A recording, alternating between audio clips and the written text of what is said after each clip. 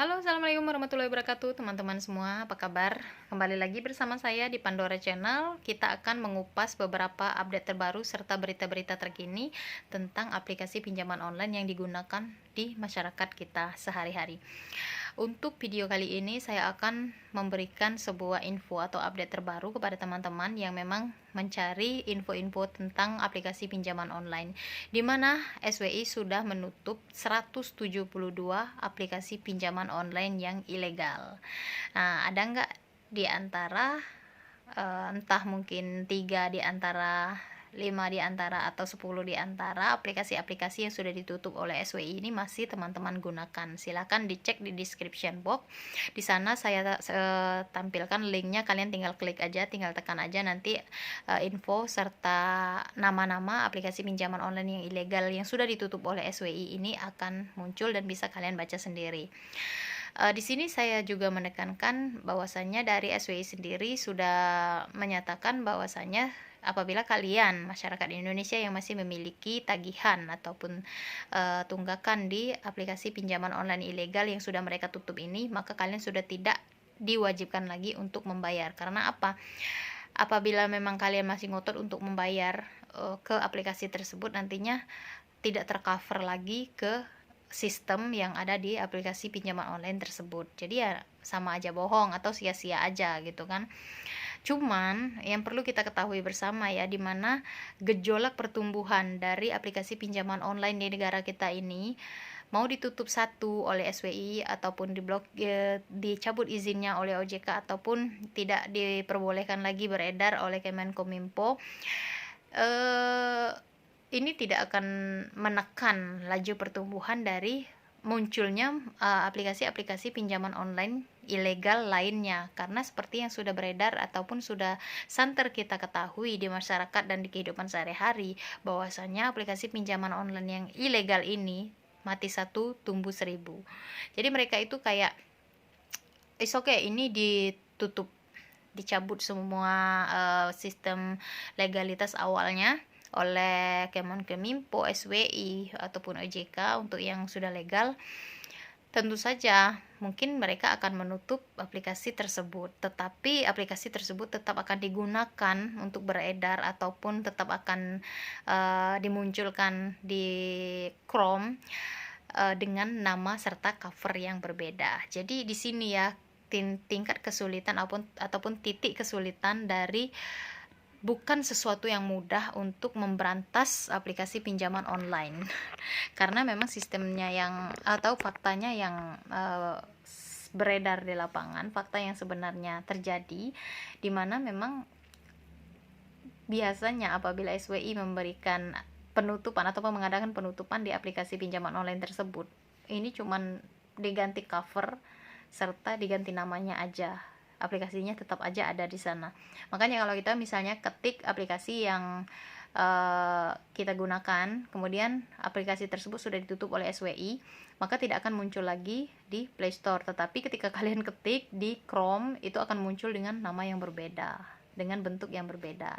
Jadi gitu ya, memang bukan sesuatu yang mudah, cuman upaya dari pemerintah, upaya dari lembaga terkait yang menaungi untuk memberantas aplikasi pinjaman online ilegal ini beredar luas di masyarakat, yaitu dengan apabila sudah masuk laporan-laporan ataupun pengaduan-pengaduan dari masyarakat tentang tindakan-tindakan yang tidak mengenakan ataupun tidak menyenangkan serta pelanggaran-pelanggaran hukum yang dilakukan oleh tim aplikasi pinjaman online ini, masuk ke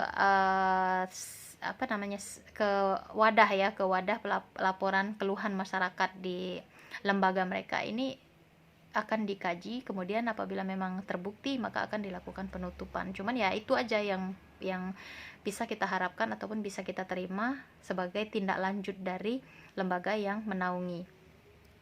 Dan juga untuk teman-teman yang memang masih terjebak di aplikasi pinjaman online, baik itu terjebak di dalam tagihan ataupun terjebak di dalam aksi gagal bayar ataupun tindakan gagal bayar, coba deh dicek lagi untuk 172 aplikasi ini banyak banget ya, lebih banyak yang ilegalnya daripada yang legal sebenarnya ya. Jadi coba dicek lagi apa ada di antara ini aplikasi yang masih kalian gunakan.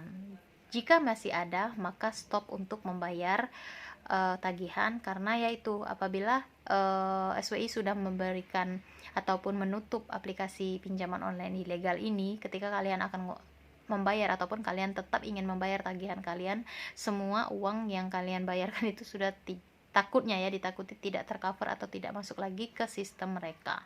Jadi sangat disayangkan, udah niat membayar tapi sia-sia gitu. Dan perlu kita ketahui juga bahwasanya aplikasi pinjaman online yang ilegal ini biasanya dikenal dengan aplikasi yang berkedok koperasi. Entah itu koperasi bintang, koperasi dana, koperasi rupiah, koperasi apa, pokoknya banyak banget memang nama-namanya ya. Jika kita lihat di aplikasi pinjaman online yang ilegal yang beredar di Play Store itu bisa kalian cek aja. Kalau misalnya kalian menginstal salah satu aplikasi pinjaman online yang ilegal, dengan ya mudah aja sih untuk ngelihatnya, dia tidak ada label OJK, Kemenkominfo dan SWI-nya.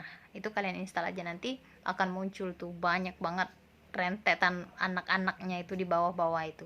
Dan biasanya memang mereka itu menawarkan pinjaman-pinjaman yang limitnya lebih besar, cuman yaitu yang katanya 91 hari, ketika dana sudah mereka cairkan itu limitnya cuma 7 hari. Jadi memang sudah melakukan tindakan kejahatan dengan pembohongan publik seperti itu, pembohongan dari iklan-iklan mereka.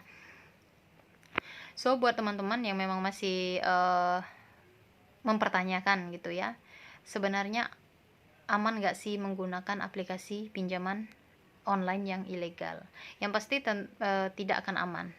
Walaupun misalnya kalian melihat ya update-update terbaru dari sharing-sharing yang ada di grup-grup gitu, kayak di grup-grup Facebook gitu atau grup-grup Telegram, yang menyatakan bahwasanya mereka bisa aman dengan gagal bayar di aplikasi pinjaman online ilegal.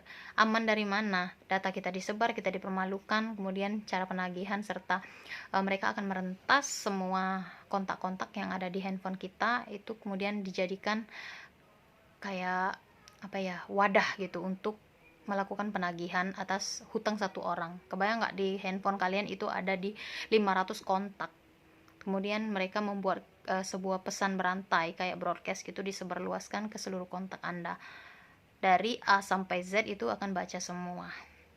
Jadi ya tentu saja ini tidak aman, selain memang menghancurkan harga diri kalian, mencoreng nama baik kalian, ini juga ya merupakan sebuah tindakan pelanggaran hukum dengan melanggar Undang-Undang ITE. Jadi jangan sampai kalian beranggapan lagi ya bahwasanya menggunakan aplikasi pinjaman online yang ilegal itu aman. Enggak sama sekali. Justru kalau memang kalian kepepet pengen menggunakan aplikasi ataupun meminjam uang di aplikasi pinjaman online yang beredar di masyarakat ataupun yang banyak banget di aplikasi di Play Store, itu silahkan gunakan yang benar-benar sudah di bawah naungan OJK, sudah mendapatkan izin dari Kemenkominfo serta diawasi oleh SWI. Nah, teman-teman yang masih berada di lingkaran aplikasi pinjaman online, tetap fokus untuk menggunakan aplikasi ini dengan sebaik-baiknya. Jangan menggunakan aplikasi ini apabila memang melampaui batas kemampuan kalian. Serta untuk teman-teman yang sudah terlanjur gagal bayar, tetap semangat, fokuskan saja untuk segera membayar hutang serta tagihan kalian sedikit demi sedikit.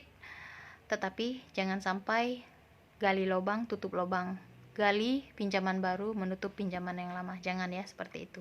Oke, tetap semangat. Dan terima kasih untuk teman-teman yang sudah dukung serta support channel ini. Untuk yang belum dukung, silakan subscribe dulu. Dan support serta dukungan kalian itu sangat saya butuhkan untuk kemajuan channel ini selanjutnya. Oke, makasih untuk yang sudah nonton sampai habis. Assalamualaikum warahmatullahi wabarakatuh.